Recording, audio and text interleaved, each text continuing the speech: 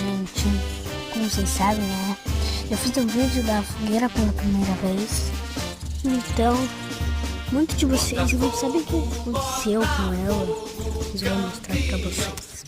Então, essa fogueira eu vi.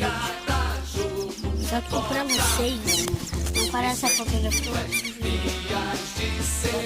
destruída. Eu vou falar o motivo pra vocês. Quero ver. Então, gente, olha, depois que eu saí, depois que eu terminei o vídeo, saí, a fogueira ainda ficou queimando. Quem tira tanto sul, uma chuva, então ela acabou sendo destruída. E olha, tem um carvão aqui, né?